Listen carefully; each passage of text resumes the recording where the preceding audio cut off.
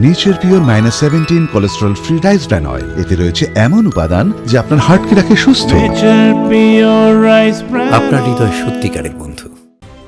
অশ্রুজল বিদায়ে সম্বর্ধিত প্রধান শিক্ষক সন্তোষ কুমার দাস। আবেগঘন মুহূর্তে ভরল রামগঞ্জের স্কুল প্রাঙ্গণ। উত্তর দিনাজপুর জেলার ইসলামপুর ব্লকের রামগঞ্জ 1 নম্বর গ্রাম পঞ্চায়েতের সাপনিকলা প্রাথমিক বিদ্যালয়ে অনুষ্ঠিত হল প্রধান শিক্ষক সন্তোষ কুমার দাসের বিদায় সম্বর্ধনা অনুষ্ঠান।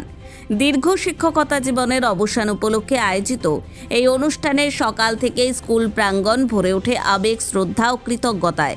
ছাত্রছাত্রীদের নৃত্য পরিবেশন, কবিতা আবৃত্তি এবং বিদায়ী সংবেদনার গানে মুখর হয়ে ওঠে বিদ্যালয় চত্বর। প্রিয় প্রধান শিক্ষককে বিদায় জানাতে গিয়ে অনেকের চোখেই ধরা পড়ে অশ্রু। বিদায় দিতে চাই না, তবুও বিদায় দিতে হয়।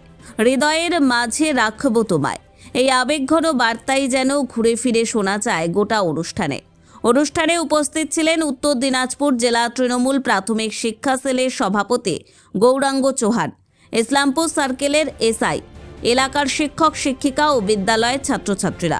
বক্তারা জানান, শিক্ষক সন্তোষ কুমার দাস শুধু একজন শিক্ষাবিদ নন, তিনি ছিলেন সকলের বিপদে আপদে ভরসার ঠিকানা। কোনো শিক্ষক শিক্ষিকার অসুবিধার কথা জানলেই এক ফোনে ছুটে যেতেন তিনি। শিক্ষকতার পাশাপাশি তিনি উত্তর দিনাজপুর জেলা তৃণমূল কংগ্রেসের প্রাথমিক শিক্ষা সেলের ওয়ার্কিং প্রেসিডেন্ট হিসেবেও দায়িত্ব পালন করেছেন বলে জানা যায়। বিদায়ী ভাষণে সন্তোষ কুমার দাস বলেন, অবসর নিলেও শিক্ষক শিক্ষিকাদের পাশে তিনি সবসময় থাকবেন। পাশাপাশি ছাত্রছাত্রীদের উদ্দেশ্যে তিনি বলেন, একজন শিক্ষকই মানুষ গড়ার কারিগর, তাই বিদ্যালয়ের শিক্ষার পরিবেশ বজায় রেখে আগামী প্রজন্মকে সঠিক পথে এগিয়ে নিয়ে যেতে হবে। একজন নিবেদিত প্রাণ শিক্ষকের অবসর যেন শুধুই আনুষ্ঠানিকতা, রামগঞ্জের মানুষের হৃদয়ে তিনি চিরকাল অমলিন হয়ে থাকবেন। সাপনিকলা প্রাথমিক বিদ্যালয় আমাদের বিশিষ্ট শিক্ষক সন্তোষ কুমার দাস মহাশয়ের অবসর জীবন।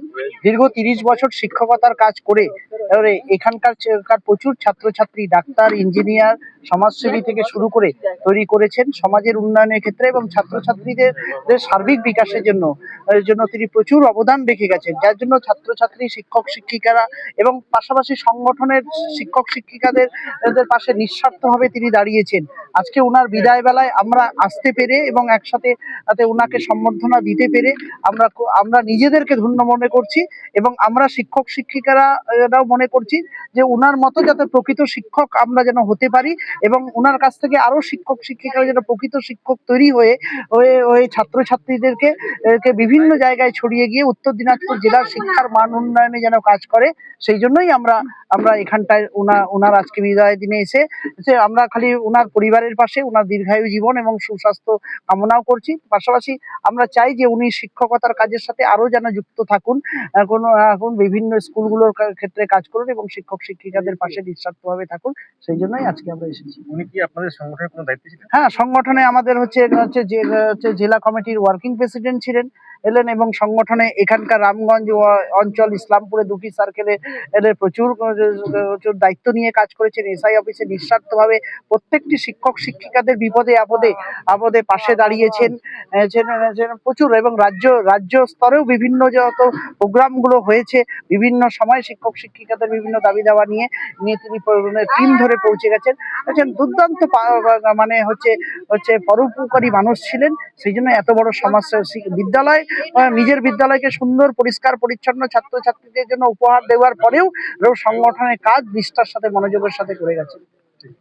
নিয়ম অনুযায়ী সবাইকে তো 60 বছর পূর্ণ হলে অবসর নিতে হয়, সেই হিসাব অনুযায়ী আমাকেও আজকে অবসর নিতে হলো।